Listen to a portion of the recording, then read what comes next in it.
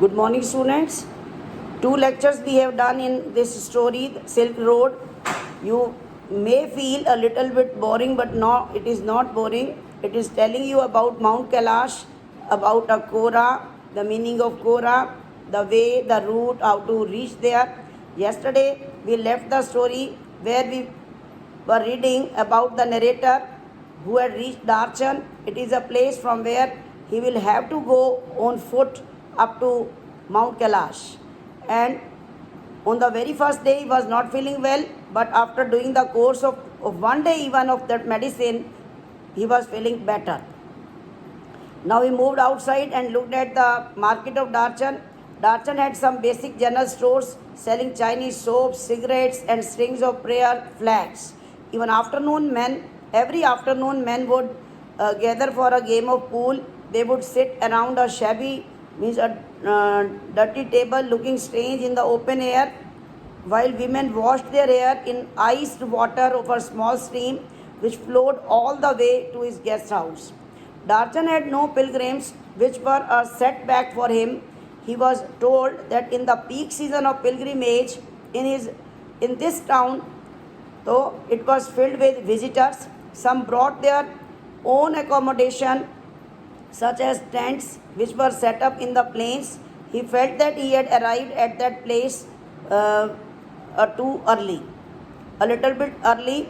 And one day, while he was thinking about his options, while having a glass of tea at Darchan's only cafe, he concluded that there are limited options for him, as he made little progress on the self-help program on positive thinking. He was very positive in doing this Kora, and he was hopeful that someone will surely come soon and he will join him. He was having difficulty in sleeping, which hadn't made it easy for him. He had no option other than to wait until the peak season of pilgrimage. The trail was much frequented by the travelers. He could do Kora alone, but it was a seasonal session because of the route blockage by snow.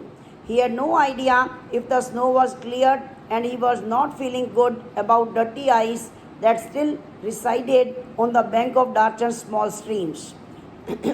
He had been facing communication problems also since Saturn left. No one knew much English to answer his basic questions. He met Norbu in a cafe which was small, dark, and vast with long metal stove. The walls and the ceilings were twisted in multicolored plastic sheets of different colored stripes. It was made into a farm and big shopping bags which were sold over China and in many other countries of Asia and Europe. Plastic was China's successful export along the Silk Road. Then that cafe had only one window which he would take so that he could see his notebook clearly, diary which he was carrying in his hand, and he would also bring a novel with him to pass time. Norbu once saw his book and asked if he could sit opposite him at his unstable table. He asked him if he is English after he ordered tea for himself.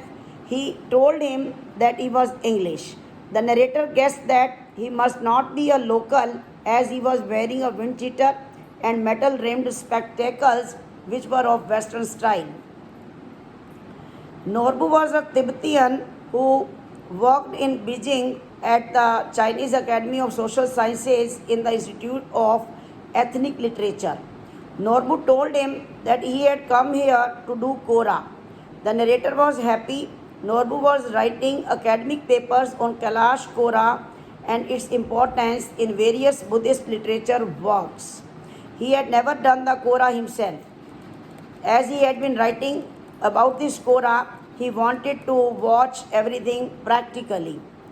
Norbu was excited when he got to know why the narrator was at Darchan.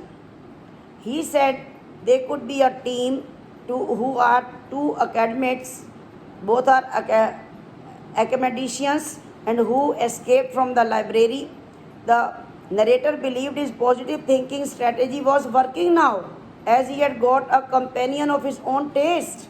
Norbu was also staying at a guest house just like him, and Norbu was as ill-equipped like him. He was also not much familiar about the tracks, about the route, or the Kora. Norbu kept telling him that he was too dull, boring, and tired to walk, and he was fat also. Norbu was not a practicing Buddhist, but he was an enthusiast. He wanted to do the Kora, otherwise, he did not believe in this religion. He wanted to know something about Mount Kailash so that he could teach his students, he could write more widely in his literature. Originally, the narrator predicted that the track would be good in a company of any deep believer, but he found Norbu to be an ideal partner. What does it mean? He was planning that he would do this journey along with some devotee who would preach him, who would tell him more about Mount Kailash and its Kora on the way. But when he met Norbu, he decided to go along with him only.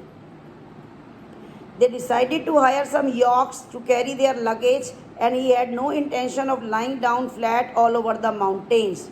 Means Norbu was so fat that he knew very well he himself would not be able to climb, then how he would carry his luggage. So he decided that they would put their luggage on the yaks and they both would go there empty handed. Norbu finally said it is not possible for him while he collapsed across the table, laughing hilariously. His tummy was also too big and he was laughing at his own fatness. And here both join hands to do the Kora.